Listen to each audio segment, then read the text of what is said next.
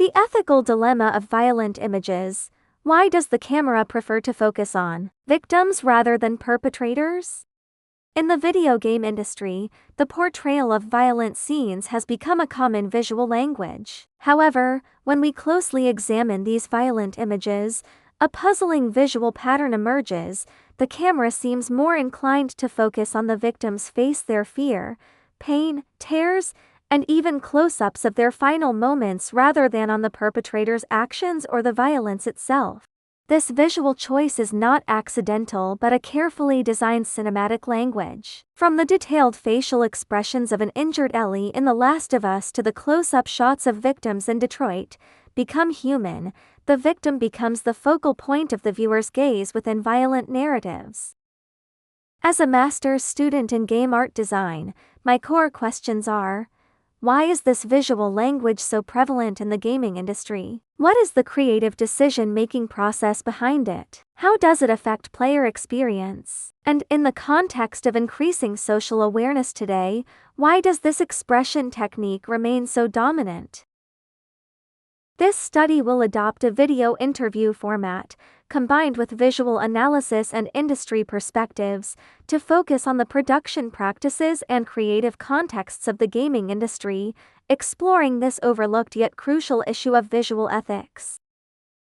This study will focus specifically on the production practices of the gaming industry, taking video games as the primary subject of analysis while referencing film and television works only as background context. This scope is defined based on the following considerations. This research belongs to the field of game art design, so its focus should be closely related to professional practice. Interviewees will be industry professionals to ensure targeted industry insights. By focusing on games, we can more deeply explore the uniqueness of victim close-ups in interactive media. Furthermore, this study will understand the decision-making logic at the production and through interviews with practitioners. The research will center on professional practice and industry domain rather than conducting isolated analysis of media products themselves. This video essay will present industry professionals' personal perspectives and opinions on the victim-focused camera mentioned in the 2 case studies listed below. The findings from the following 2 questions will also be presented in this video essay. 1. How do game narrative designers and art designers view the function of victim close-ups in storytelling? Have they considered the potential ethical issues that this form of representation might bring? 2. Does the gaming industry have default rules or standard practices regarding the portrayal of violence? 叙事设计师和美术设计师如何看待受害者特写的功能？是否考虑过伦理问题？他们普遍认为受害者的特点就是他在强化共情和叙事的冲击力的有效工具。大多数的从业者呢会考虑伦理的问题，比如是否过度渲染的痛苦，是否可能触发玩家创伤，但这些考量往往都需要跟艺术的表达和市场需求进行权衡。游戏行业是否存在暴力呈现的默认规则？这些惯例是如何形成并延续的？是存在的，例如暴力必须与叙事目标挂钩，过度写实的性暴力通常被规避等不成文的规则。这些惯例主要通过 ESRB、PEGI 等分级制度。大公司的内部内容策划呢，以及行业奖项的审美导向来形成和延续。The Last of Us Series 2013-2020's developer, Naughty Dog. The game tells the story of smuggler Joel escorting a teenage girl, Ellie, across a post-apocalyptic United States after a fungal infection destroys civilization. The series is renowned for its cinematic cutscenes and detailed character facial capture technology. In the game, the facial close-ups of Ellie when she is harmed in the narrative become a core visual memory of the experience. Because players have controlled Ellie for dozens of hours, building a connection, this focus on the victim creates a strong sense of immersion. The player does not just watch the victim. To some extent, they become the victim. The victim close-ups in the game mostly appear in cutscenes, narrative segments where the player cannot control the action, creating an interesting tension. When the player has just controlled Ellie to violently kill enemies, the next cutscene presents her vulnerable face as a victim. This tension challenges the player's perception of themselves as perpetrator. This case reveals the uniqueness of victim close-ups in interactive media. When victim close-ups are placed in an interactive medium, the controlling relationship between player and character creates a kind of physical resonance. When Ellie is hit, the player's own body also tenses up in response. This mechanism makes victim close-ups in games more intrusive than in film and raises more complex ethical questions. This leads to the core question of this study. When designing such scenes, do game designers consider the potential ethical consequences of this physical resonance? Next, I will invite industry professionals to answer this question. 最后生还者中艾丽的受害特写与身体性共鸣的伦理后果。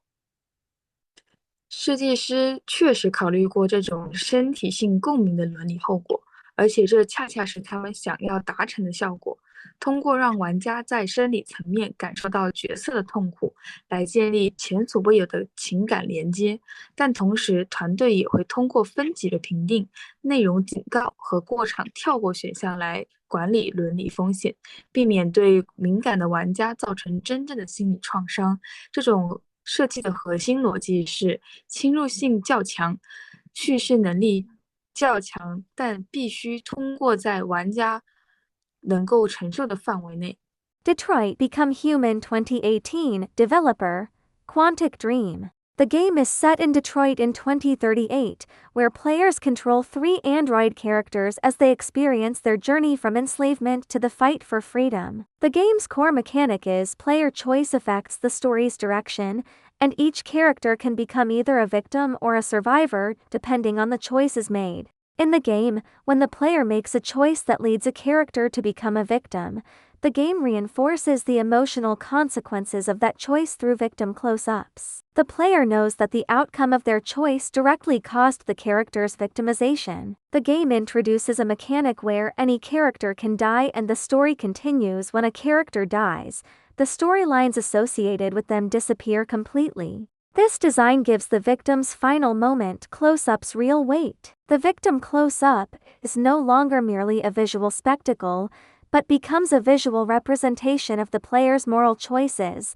This case reveals how the gaming industry reconfigures the function of victim close-ups through the player choice mechanic. When victim close-ups are tied to the player's moral responsibility, their meaning changes.